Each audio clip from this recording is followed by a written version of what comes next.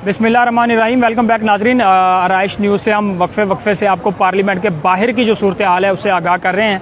इस वक्त जैसे ही जब इजलास मुलतवी हुआ गैर मुअय्यना मुद्दत के लिए और डिप्टी स्पीकर कौमी असम्बली डिप्टी स्पीकर ने जब ये रोलिंग रोकी और ये कहा कि ये तहरीक अदम एतमाद बैरूनी साजिश है, लिहाजा इसको मुस्तरद किया जाता है, तो कासिम सूरी ने जो इजलास गैर मुअय्यना मुद्दत के लिए मुलतवी किया। अब तक की जो पार्लियामेंट के बाहर की सूरत हाल है वो ये है कि जो अरकान असम्बली हैं हुकूमत के, वो इस वक्त पार्लियामेंट से रवाना हो चुके हैं। जैसे ही वज़ीर आज़म ने कौम से खिताब किया और उन्होंने कहा कि अब समरी भेज दी गई है सदर को कि वो असम्बलियाँ तहलील कर दें और कौम नए इंतखाबात की तैयारी करे। फारूक हबीब वफाकी वज़ीर हैं, उन्होंने भी ट्वीट किया कि अगले 90 दिन में अब इलेक्शन हो जाएंगे। तो एक जो नए इंतखाबात की जो ज़राए से खबरें आ रही थी वो अब सच साबित हुई हैं। और इससे पहले जब इजलास शुरू नहीं हुआ था, आज सुबह तक अपोजिशन काफ़ी कॉन्फिडेंट थी और काफ़ी अपनी जो अक्सरियत थी वो लेके आई थी। अददी अक्सरियत उनकी वाज़े थी, उनकी जो गिनती थी, नंबर गेम थी, वो बहुत ज़्यादा थी। लेकिन जो इमरान खान पिछले 2 रोज़ से बार बार स्क्रीन पर आगे ये बात कर रहे थे कि उनके पास एक तरफ का पत्ता है जो वो खेल सकते हैं, अपने एक इख्तियार है जिससे वो इस तहरीक को नाकाम बनाएंगे, तो वो उन्होंने खेला है। और ये बड़ा सरप्राइज था हुकूमत की तरफ से, इमरान खान की तरफ से अपोजिशन को। और ये सरप्राइज इसलिए भी अहम है कि जो प्लानिंग की गई थी अपोजिशन की जानब से, वो सारी प्लानिंग जो है अब नाकाम हो गई है। अब अभी तक पार्लियामेंट के अंदर के जो मनाजर हैं वो मैं आपको बैक कैमरे से जरूर दिखाऊंगा कि ये पार्लियामेंट की मेन इंटरेस्ट है। और यहाँ पे पार्लियामेंट के अंदर, पार्लियामेंट हाउस में अभी तक अपोजिशन के जो अराकीन हैं वो अभी भी मौजूद हैं। और शायद अभी तक अपोजिशन अब अगले लाहे अमल की तैयारी कर रही है। अपोजिशन अराकीन और अपोजिशन के जो कायदीन हैं वो यकीनन अब ये फैसला कर रहे होंगे कि अब उन्होंने आगे क्या करना है। और अभी तक की जो मेन डेवलपमेंट, बड़ी डेवलपमेंट ये है, हमारा इस न्यूज़ से आपको बता रहे हैं कि जो डिप्टी स्पीकर कौमी असम्बली ने इजलास गैर मुअय्यना मुद्दत के मुलतवी किया और ये बात कही कि तहरीक को अदम एतमाद को मुस्तरद करते हैं क्योंकि ये एक बैरूनी साजिश है। वज़ारत कानून फवाद चौधरी ने जब तकरीर कर रहे थे कौमी असम्बली में तो उन्होंने भी इन ख्यालात का इजहार किया। तो डिप्टी स्पीकर ने उन्हीं की बात को लेते हुए कि ये सच कह रहे हैं और इस तहरीक को मुस्तरद करते हैं। तो इसके ऊपर जो मेन बात मैं आपको बताना चाह रहा था वो ये है कि अब अपोजिशन पार्लियामेंट के अंदर बैठी जो प्लानिंग कर रही है वो यकीनन यही होगी कि फिल फॉर अपोजिशन ये कोशिश करेगी कि वो डिप्टी स्पीकर की इस रूलिंग के खिलाफ सुप्रीम कोर्ट जाएं, इसको चैलेंज करें। ये एक बड़ी बात है कि जो डिप्टी स्पीकर ने रोलिंग रोकी है और इजलास मुलतवी किया है और साथ में जो तहरीक अदम एतमाद को मुस्तरद किया है, इसके खिलाफ अब अपोजिशन के पास जो ऑप्शन है वो यही है कि वो सुप्रीम कोर्ट में इसको चैलेंज कर सकते हैं। और चैलेंज करने की सूरत में अभी अपोजिशन की ये ख्वाहिश होगी कि वो सुप्रीम कोर्ट के Chief Justice of Pakistan Justice Umar Ata Bandial और सुप्रीम कोर्ट से, यही अदालत से वो दरख्वास्त करेंगे कि इसका फैसला भी फिल फॉर दिया जाए, ताकि अगर इन केस अगर सुप्रीम कोर्ट इसको जो तहरीक को मुस्तरद किया गया है डिप्टी स्पीकर को, इस फैसले को कलअदम करार देती है सुप्रीम कोर्ट, तो फिर यकीनन दोबारा वोटिंग होगी। लेकिन इसमें भी टाइम लगेगा। अभी अपोजिशन के जो लोग हैं वो इस बिल्डिंग के अंदर, पार्लियामेंट की जो बिल्डिंग है इसके अंदर मौजूद हैं।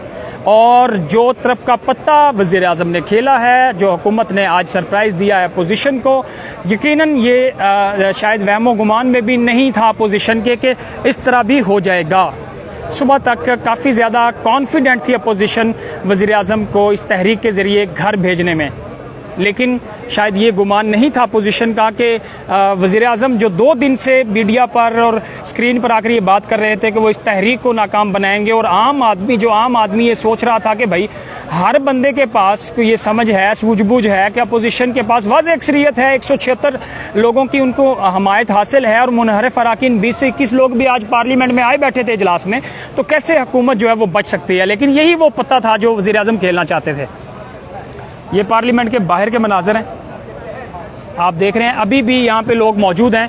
जो अरकान हैं चंद, ये आप देख रखे हैं कि सायों में, क्योंकि आज रोज़ा भी है, माह रमज़ान का आगाज़ भी हो गया है, तो जो चंद अरकान मुख्तलिफ पार्टियों के, हमें 2 पार्टियों के यहाँ पे नज़र आए हैं। जो कारकुनान थे वो पाकिस्तान तहरीक इंसाफ के कारकुनानों ने यहाँ पे आके नारेबाजी की और वो एक पुरअमन एहतजाज था। इसी तरह सेम पाकिस्तान पीपल्स पार्टी के लोग भी यहाँ पे पहुंचे, कारकुनान, उन्होंने भी आसिफ अली जरदारी के हक में नारेबाजी की और वो यहाँ से अब मुंतशिर हो चुके हैं। अब तक की जो डेवलपमेंट है वो यही है कि अपोजिशन के लोग अभी भी इस बिल्डिंग के अंदर मौजूद हैं और वो शायद ये गुमान कर रहे हैं, ये प्लानिंग कर रहे हैं कि अब आगे क्या लाहे अमल इख्तियार किया जाए। और जो लाहे अमल है वो यही हो सकता है कि स्पीकर के इस फैसले को चैलेंज किया जाए सुप्रीम कोर्ट में। उसके लिए अब जतन किए जा रहे हैं अपोजिशन की जानिब से। वज़ीर आज़म ने कौम से कुछ देर पहले जब कौमी असम्बली का इजलास शुरू हुआ तो फौरी उन्होंने भी कौम से खिताब किया और उन्होंने कहा कि मैं सदर को असम्बलियाँ तहलील करने की समरी भेज रहा हूँ। जब तक तहरीक अदम एतमाद मौजूद थी वज़ीर आज़म के ख़िलाफ़, तब तक ये इख्तियार नहीं था वज़ीर आज़म के पास कि वो स्पीकर को के ज़रिए ये भेज सकते समरी सदर को कि वो असम्बलियाँ तहलील कर दें। लेकिन जब डिप्टी स्पीकर ने आज कौमी असम्बली में तहरीक अदम एतमाद को मुस्तरद किया बैरूनी साजिश करार देते हुए आर्टिकल 5 के तहत, तो उसके बाद वज़ीर आज़म को ये इख्तियार हासिल हुआ कि वो सदर को फिलफोर समरी भेजें और असम्बलियाँ तहलील करने का हुक्म दें। और इसी तरह ही हुआ, असम्बलियाँ तहलील कर दी गई। आज एक बड़ा मुकाबला भी होना था पंजाब में। पंजाब की नज़रें भी थी, जिस तरह वफाक में सबकी नज़रें थी, इसी तरह पंजाब में भी सबकी नज़रें थी। और पंजाब में भी आज ऐवाने पंजाब के लिए फैसला होना था, जिसमें मद्दे मुकाबिल थे वज़ीर आला पंजाब के लिए परवेज़ इलाही और उनके साथ हमजा शहबाज। वो भी अब मामला जो है वो रुक गया है। वो इस वजह से कि जब कौमी असम्बली का इजलास में तहरीक अदम एतमाद को मुस्तरद किया गया और वज़ीर आज़म की तरफ से असम्बलियाँ तहलील करने की समरी सदर को भिजवाई गई, तो उसके बाद अब पंजाब में भी कोई जो है बाकी अब सूरत हाल नहीं बची। चूँकि अब असम्बलियाँ अगर तहलील हो जाती हैं तो चारों सूबों की असम्बलियाँ तहलील होंगी और कौम दोबारा नए इंतखाबात की तरफ जाएगी। ये मेरे साथ कुछ कारकुनान हैं जो इशारे करके इंशाल्लाह की आवाज़ें दे रहे हैं कि जिससे ये लग रहा है कि तैयार हैं। इनसे बात भी कर लेते हैं। आप दोबारा नए इंतखाबात के लिए तैयार हैं? जी, मैं भावलपुर से आया हूँ। अच्छा। साबिक नाज़िम हूँ मैं जी। और अल्हम्दुलिल्लाह ये जो इलेक्शन वाली बात है, ये मेरा ख्याल है असम्बली को मुद्दत पूरी करनी चाहिए, उसके बाद इलेक्शन में जाना चाहिए हमें। असम्बलियाँ को मुद्दत पूरी करनी चाहिए? जी जी बिल्कुल। वो तो तहलील कर दी है वज़ीर आज़म ने, तो अभी सुप्रीम कोर्ट के में तो जाना है ना, तो देखेंगे फिर सुप्रीम कोर्ट क्या कहती है। आप किसको सपोर्ट कर रहे हैं? हम पाकिस्तान को सपोर्ट कर रहे हैं और कानून को सपोर्ट कर रहे हैं। कानून को सपोर्ट कर रहे हैं। अभी मैंने जब नए इंतखाबात की मैं यहाँ पे बात कर रहा था तो आपने कहा नए इंतखाबात होंगे इंशाल्लाह। जी तो जी, यानी कि आप भी हिमायत करते हैं वज़ीर आज़म के इस फैसले की इंतखाबात होने चाहिए फिलहाल? देखें, वज़ीर आज़म साहब का जो फैसला है ये सिर्फ उनका और उनकी ज़ात की हद तक है। ये हमारा कानून इन चीज़ों की इजाज़त नहीं देता। उन्हें चाहिए था वो फेस करते, जो रिजल्ट आता उसके बाद होना तो फिर भी यही था। अगर इसी तरह असम्बली डिज़ोल्व करनी थी तो फिर पहले कर देते। ये सारे इतने दिन पहले उनके पास इख्तियार नहीं था सदर को ये समरी भेजने का कि वो असम्बलियाँ तहलील कर दें, क्योंकि तहरीक अदम एतमाद उनके खिलाफ असम्बली में मौजूद थी। पहले की बात कर, इससे पहले भी इन्हें तो पता था ना हमारे नंबर कम है, सारा कुछ कम है, तो वो टाइमली कर लेते ना, उससे यही बेहतर था। चलें आप बताएं जी, आप बताएं आप क्या कहना चाहेंगे? बिस्मिल्लाहिर्रहमानिर्रहीम। Bilal Baloch, advocate, high court Bahawalpur, ex UC chairman. अच्छा, आप एडवोकेट भी हैं? जी।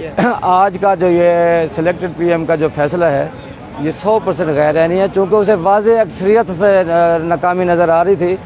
उसने अपने एमएनएज़ को वाज़ेह हुक्म जारी किया कि आपने कौमी असम्बली के इजलास में शरीक होना है, और जबकि अब तकरीबन 80 की तादाद थी और अपोज में तकरीबन 200 एमएनएज़ थे। जब वाज़ेह अक्सरियत से हार रहे थे तो तब असम्बली तोड़ना बिल्कुल गैर-आईनी, बिला जवाज़ और गैर अखलाकी है।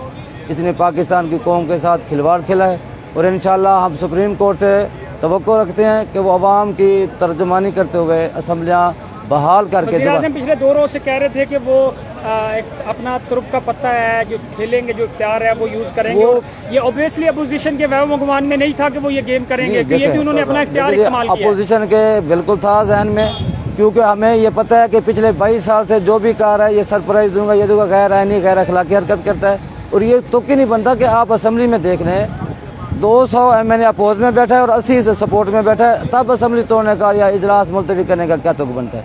और जो उसने जवाब जस्टिफिकेशन पेश किया है सूरी साहब ने कि जी गैर फॉरेन एजेंडा है, वो ना साबित शुदा है, ना कोई लीगलाइज है, ना उसने कोई प्रूफ दिया, ऐसे तखय्युल के तौर पर उसने। आप खुद वकील हैं, आर्टिकल 5 के तहत डिप्टी स्पीकर ने ये तहरीक को मुस्तरद किया है जी, गैर यानी कानूनी साजिश करार देते हुए। वो क्या अब तखय्युल है होगा अपोजिशन का? अपोजिशन के इंशाल्लाह अब हम सुप्रीम कोर्ट अदालत आला का दरवाज़ा खटखटाएंगे और इंशाल्लाह सुप्रीम कोर्ट से हमें इंसाफ मिलेगा। ये तखय्युल है। अब मैं तखय्युल करूँ कि फलां चैनल ये कर रहा है या उसकी वीडियो दिखाए, उसका कोई सबूत दिखाए, तखय्युल के तौर पर सारा कुछ हो रहा है, ये बिल्कुल गैर रहनी है। अच्छा, आपका तजर्बा, क्योंकि आप वकील हैं, क्या कहता है कि इस प्रोसेस में अगर आप लोग लेके जाते हैं, चैलेंज करते हैं स्पीकर के इस फैसले को पार्लियामेंट अपना सुप्रीम कोर्ट में, तो कितनी देर लग जाएगी, कितने दिनों का प्रोसेस ये होगा? साफ दे रहे ये अर्जेंट बेस पे केस है। इंशाल्लाह उम्मीद है कि एक हफ्ते के अंदर अंदर हम उम्मीद करते हैं चीफ जस्टिस ऑफ पाकिस्तान से, क्योंकि वो बिल्कुल आईनी फैसला करते हैं और अर्जेंट इसको नोटिस लेंगे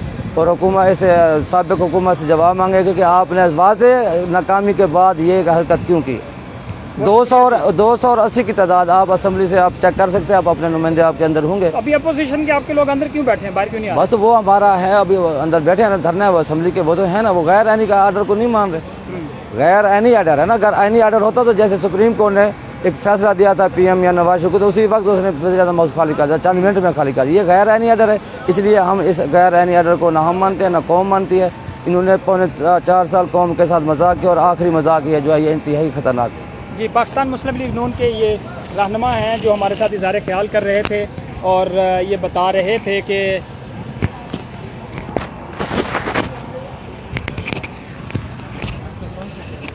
कानूनी राय दे रहे थे। और ये रहनुमा है मुस्लिम लीग नून के, और ये पार्लियामेंट के बाहर के जो मनाजर हैं हम आपको दिखा रहे हैं। इस वक्त प्रेस गैलरी में आप देख लें कि सिर्फ मीडिया पर्सनस मौजूद हैं, बाकी चंद एक कारकुनान जो हैं वो भी साइडों पे मुझे दरख्तों के नीचे दिखाई दे रहे हैं। बाकी सिक्योरिटी की बड़ी सख्त सूरत हाल है, बड़ी सख्त सिक्योरिटी के इंतजाम किए गए थे। और ये बात मैं बार बार इसलिए कहूँगा कि कल से एक सनसनी फैलाई जा रही थी, कौम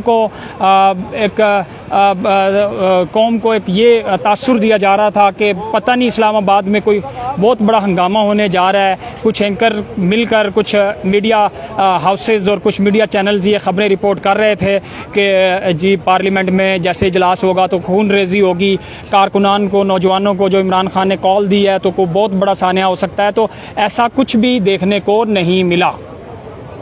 जब हम सुबह यहाँ पे पहुँचे 10 बजे के करीब, तो पार्लियामेंट आने वाले चारों रास्तों को बड़ी सख्त सिक्योरिटी के साथ बंद किया गया था। किसी कारकुन को अंदर आने की इजाज़त नहीं थी। जो सिंपल वे में यहाँ पे लोग पहुँचे हैं उनकी तरफ से भी पुरअमन यहाँ पे कुछ देर के लिए नारेबाजी की गई। उसमें पीपल्स पार्टी के कारकुनान भी थे और उससे कबल पाकिस्तान तहरीक इंसाफ के लोग भी यहाँ पे नारेबाजी कर रहे थे। लेकिन कोई किस्म की कोई हंगामा राई देखने में नहीं आई, कोई इश्तियाल अंगेजी देखने में नहीं मिली।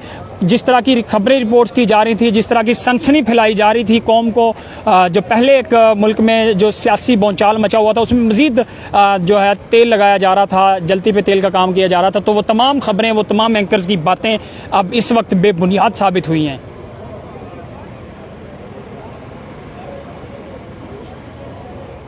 ये मनाजर हैं और अभी तक चूँकि दिखाने का मकसद यही था आप लोगों को कि इस वक्त पार्लियामेंट के बाहर की ये सूरत हाल है। अपोजिशन के लोग अभी भी पार्लियामेंट के अंदर मौजूद हैं। और आखिरी बात दोबारा मैं रिपीट करता चलूँ कि अभी अपोजिशन के पास जो उनके आइडिया है वो यही है कि वो इसको सुप्रीम कोर्ट में स्पीकर के फैसले को चैलेंज करेंगे। इसके बाद की जो डेवलपमेंट होगी हम वो भी आप तक ज़रूर लेके आएंगे। अब तक के लिए सिर्फ इतना ही। थैंक यू, बहुत शुक्रिया।